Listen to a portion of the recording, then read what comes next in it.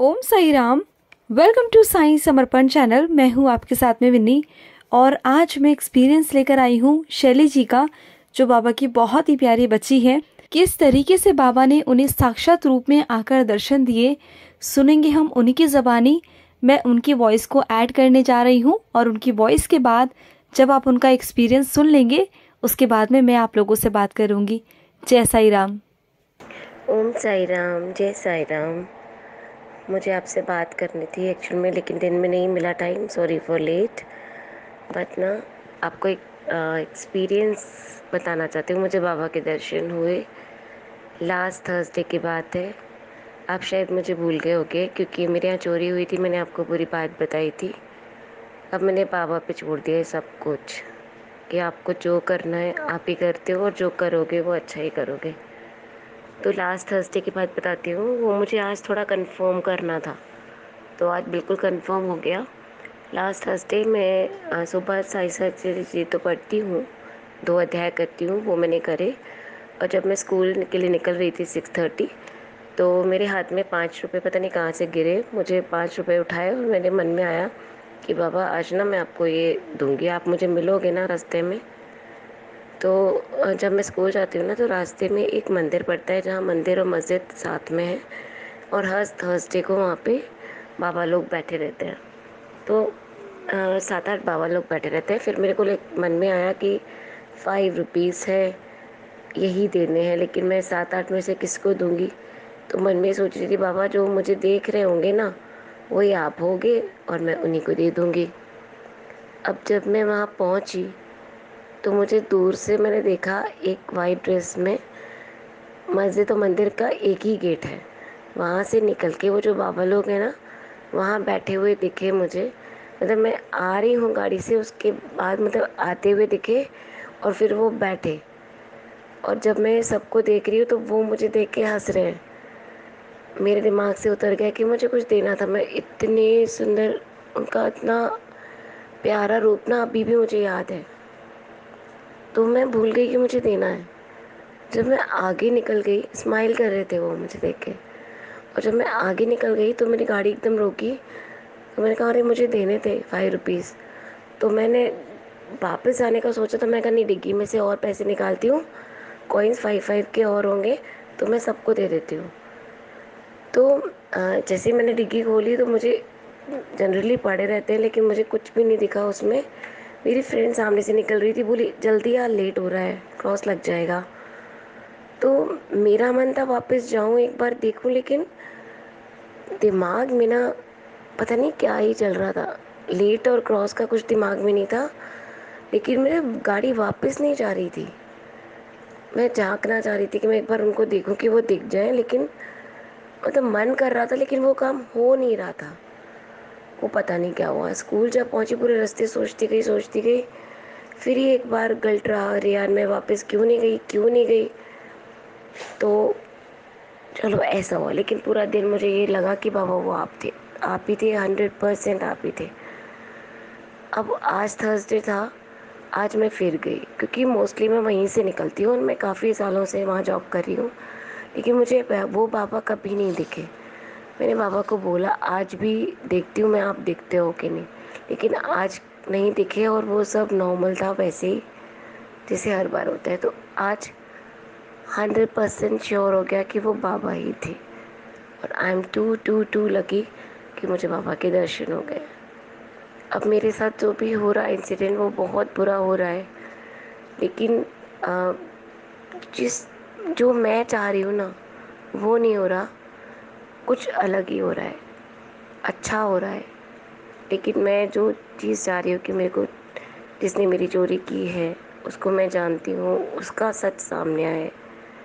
पूरी कॉलोनी में सबको, जो उसने मुझे बदनाम कर रखा है कि मैंने ही अपना गोल्ड चुरा लिया है, छुपा दिया है, उसका नाम लगा रही हूँ।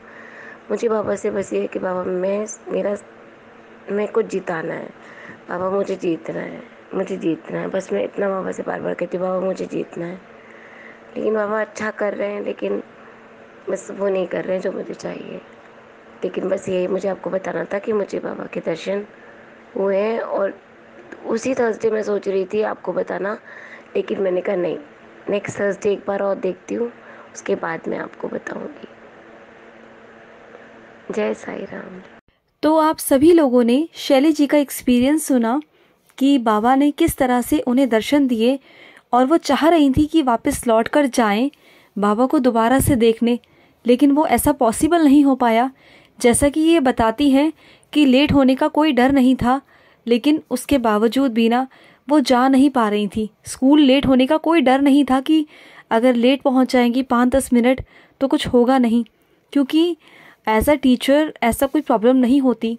अगर कुछ प्रॉब्लम क्रिएट हो भी जाए तो कोई प्रॉब्लम नहीं होती है, लेकिन वो जा नहीं पा रही थी क्योंकि बाबा नहीं चाह रहे थे कि दोबारा से वो आए, क्योंकि वो जान चुकी थी, उन्हें एहसास हो चुका था कि वो बाबा हैं और अगर वो उनके पास जाती ना तो शायद वो बाबा को छोड़ती नहीं।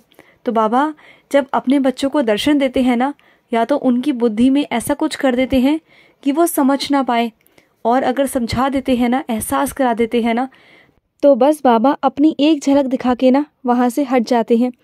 क्योंकि अगर हमें पता होगा यही हमारे बाबा हैं तो क्या हम उन्हें छोड़ेंगे? नहीं छोड़ेंगे ना।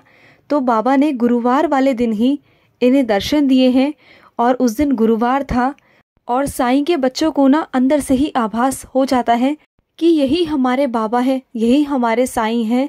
तो बस हम बाबा को जाने नहीं देते।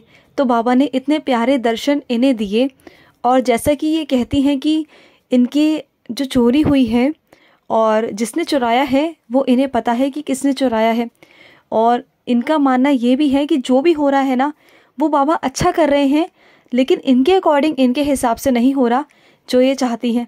तो इसके पीछे भी एक बहुत बड़ा बाबा का कारण है। मैं आपको बता देती हूँ कि जिनके साथ में भी ऐसा हो रहा है ना, उन्हें इस बात को समझने की बहुत ज़रूरत है कि हमारे बाबा जो हमारे लिए करते हैं ना वो बिल्कुल सही होता है, बहुत अच्छा होता है और बेहतर से बेहतरीन होता है। क्योंकि अगर हमारे अकॉर्डिंग नहीं हो रहा ना तो समझिए साईं के अकॉर्डिंग हो रहा है, क्योंकि वो हमारा फ्यूचर जानते हैं, वो हमारा भविष्य जानते हैं। उन्हें पता है कि हमें क्या हमारे लिए सही है, क्या गलत है, क्या उन्हें हमारे लिए सही लगता है, वो हमारे लिए वही करते हैं। बस वो गलत तो नहीं कर रहे ना, जो हो रहा है हमारे ज़िंदगी में अच्छा हो रहा है ना, सही डायरेक्शन में जा रहा है ना, तो बस बात ख़त्म। बाबा हैं तो बाबा संभाल लेंगे। बल्कि आप शुक्र करो कि आपके हिसाब से नहीं हो रहा। अगर आपके हिसाब से होगा ना तो सब कुछ बिगड़ जाएगा और आप संभाल भी नहीं पाओगे। अगर डोर उनके हाथ में है ना, अगर वो संभाल रहे हैं तो अपने आप को सौभाग्यशाली समझिए कि बाबा संभाल रहे हैं। और अगर बाबा संभाल रहे हैं ना तो वो आपको डोलने नहीं देंगे, गिरने नहीं देंगे। तो बाबा संभाल रहे हैं तो बाबा को संभालने दीजिए, क्योंकि बाबा भी हर किसी की डोर को नहीं संभालते। किसी किसी की बहुत खास बच्चे होते हैं ना, उनकी ही डोर को संभालते हैं। तो जब बाबा संभालते हैं ना तो सब कुछ ठीक ही होता है। और रही बात गलत करने वालों की, तो अगर कोई किसी का हक मारता है, किसी के साथ कुछ गलत करता है ना, तो बाबा उन्हें बहुत बार मौके देते हैं, बहुत बार अवसर देते हैं सुधरने के। क्योंकि जब तक पाप का घड़ा भर नहीं जाता ना पूरी तरीके से, तब तक बाबा भी कुछ नहीं करते। कृष्ण जी ने भी 99 गलतियाँ माफ़ की थी, लेकिन 100वीं गलती माफ़ नहीं की थी। तो 99 चीज़ें होने तक तो बाबा रुकेंगे ना। बाबा देख रहे हैं अभी कि वो और कितना गलत कर सकता है, कितना और झुक सकता है। लेकिन जब बाबा न्याय करने पर आएंगे ना तो सब कुछ तहस नहस हो जाएगा उसका। तो विश्वास रखिए बाबा पर। बाबा जो भी कर रहे हैं वो अपने हिसाब से कर रहे हैं, और न्याय तो मिलेगा, डेफिनेटली मिलेगा, क्योंकि ऊपर साईं है और वो देख रहे हैं। उन्हें सब पता है कि कब क्या करना है, और सही वक्त आने पर बाबा हमें इंसाफ ज़रूर दिलाएंगे, ज़रूर दिलाएंगे। तो चलिए मिलते हैं नेक्स्ट वीडियो में। अगर आपके पास भी कोई अनुभव है तो हमारे स्क्रीन पर चल रहे नंबर पर आप भी हमारे साथ शेयर कर सकते हैं। तो चलिए मिलते हैं नेक्स्ट वीडियो में। तब तक के लिए मैं लूँगी समाप्ति। ओम साई राम, जय साई राम।